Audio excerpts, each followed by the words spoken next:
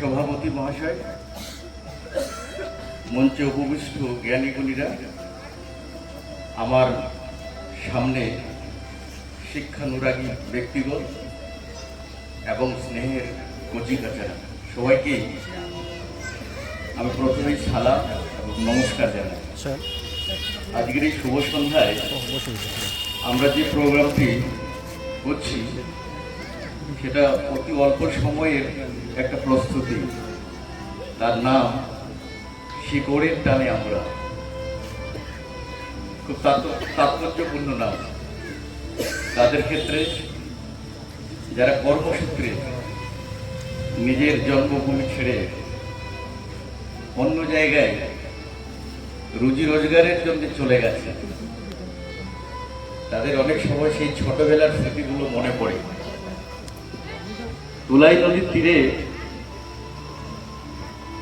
আমাদের জীবনের প্রত্যেকেরই, বিশেষ করে এই চণ্ডীপুর এবং কোতোহরি মৌজার প্রত্যেকেরই জীবনের নিজস্ব একটি করে গল্প রয়েছে।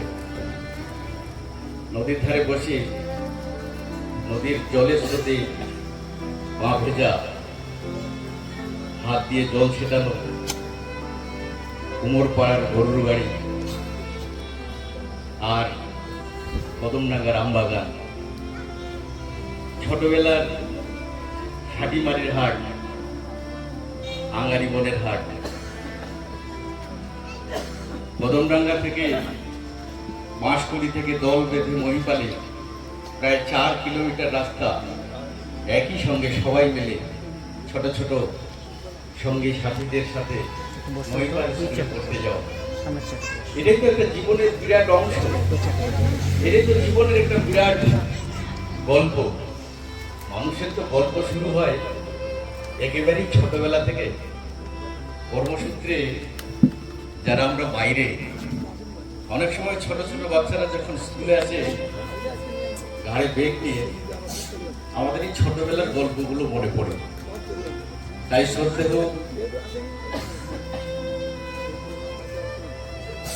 প্রতিষ্ঠাতা সম্পাদক বেসারনুর স্কুলের খাদিমুল ইসলাম সাহেবের সহযোগিতায়, ওনার বুদ্ধিমত্তায় আমরা কজন মিলে নাম দিয়েছি শিকড়ের টানে আমরা। এটি শুধুমাত্র আমাদের এই চণ্ডীপুর অথবা কদমডাঙ্গা, কোতোহরি অথবা মহিপাল অথবা 3 নম্বর উদয়পুর অঞ্চলের মধ্যে সীমাবদ্ধ থাকবে না। আমরা এটা পশ্চিম বাংলার সার্বিক চিন্তা ভাবনা করে প্রতিটি এলাকায়, প্রতিটি কেন্দ্রবিন্দুতে আমরা এই নামটি দিতে পারি। আমাদের স্লোগান তুলাই নদীর তীরে, কিন্তু অন্যদের স্লোগান অন্য কিছু হতে পারে। কিন্তু শিকড়ের টানে আমরা, এই নামটা সবার জন্যই প্রযোজ্য। যারা প্রবাসী, যারা বাবা মায়ের আদর, মায়ের সেই কুড়ে ঘরের রান্নার গন্ধ, যারা এই বিস্তৃত মাটির গন্ধ যারা ভুলেনি, তাদের জন্যে এই নামটি একেবারেই প্রযোজ্য। শিকড়ের টানে আমরা। আমার আজকের যে বিষয়, সেটা অত্যন্ত গুরুত্বপূর্ণ বিষয়। শিক্ষায় আত্মসচেতনতা, আধুনিকতা, উন্নয়নের নির্ভরতা। আমি একেবারে ছোট্ট করে বলছি, কারণ আমাদের সময় খুবই কম। আমাদের সামনে আজকে সংবর্ধনা অনুষ্ঠান রেখেছি 3টি গুণীজন। 3জন গুণীজনের নাম এখানে আপনারা দেখতে পাচ্ছেন। তাদের মধ্যে এক সাইকেলে বয়ে নিয়ে যাওয়া ওষুধের পোটলা, তার নাম ডাক্তার শহীদুদ্দিন আহমেদ। আমরা ছোটবেলায় এক শিক্ষকের যে ভালোবাসা, যে স্নেহ, সেরকমই পেট ব্যথা, পা ব্যথা,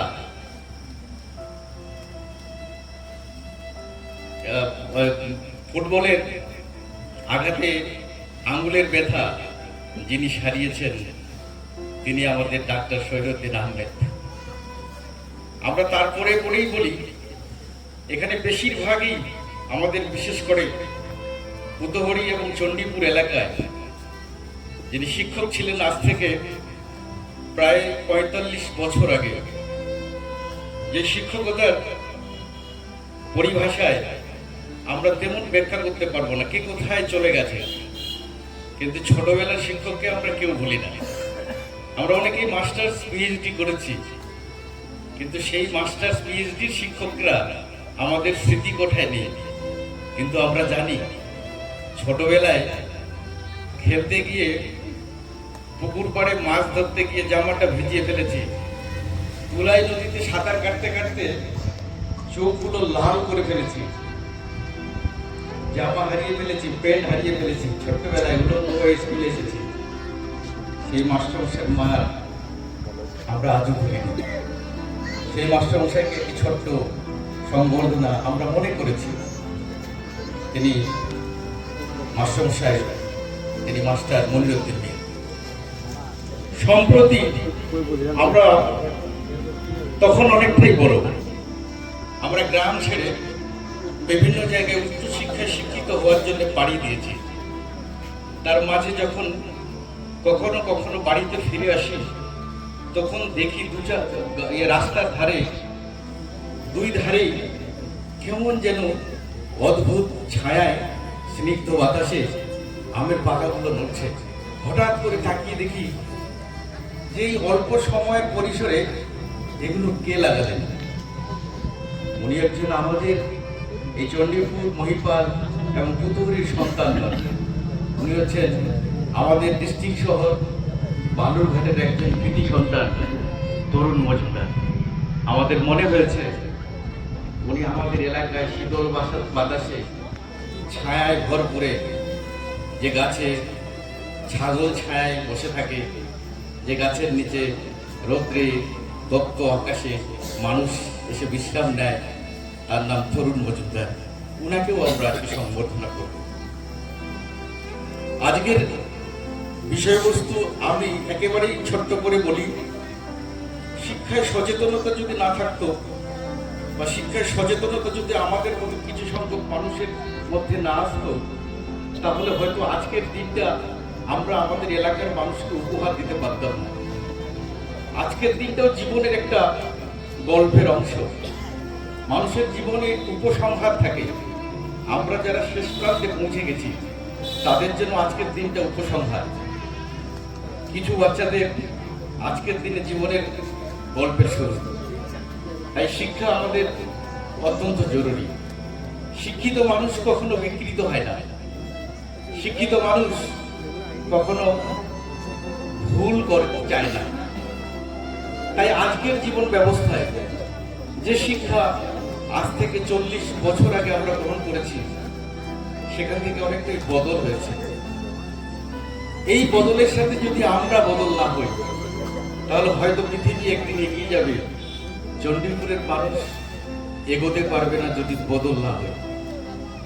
আজকের জীবনে যে শিক্ষা পরিসরে আমরা বিভিন্ন জায়গায় বাচ্চাদেরকে শিক্ষা দিই, সেই শিক্ষাটা টোটালটাই আধুনিকীকরণ হয়েছে। আধুনিকীকরণ মানে হচ্ছে ChatGPT, AI, আর্টিফিশিয়াল ইন্টেলিজেন্স।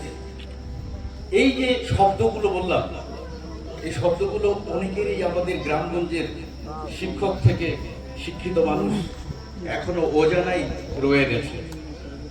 এই জিনিসগুলো আস্তে আস্তে কিভাবে আমাদের জীবনে প্রভাব বিস্তার করেছে, আমরা সবাই ব্যবহার করছি আর্টিফিশিয়াল ইন্টেলিজেন্স। স্কিল লার্নিং আমাদের মধ্যে এসে গেছে, কিন্তু আমরা বুঝতে শিখিনি। আমি ছোট্ট একটা উদাহরণ দিয়ে আপনাদেরকে বোঝাই।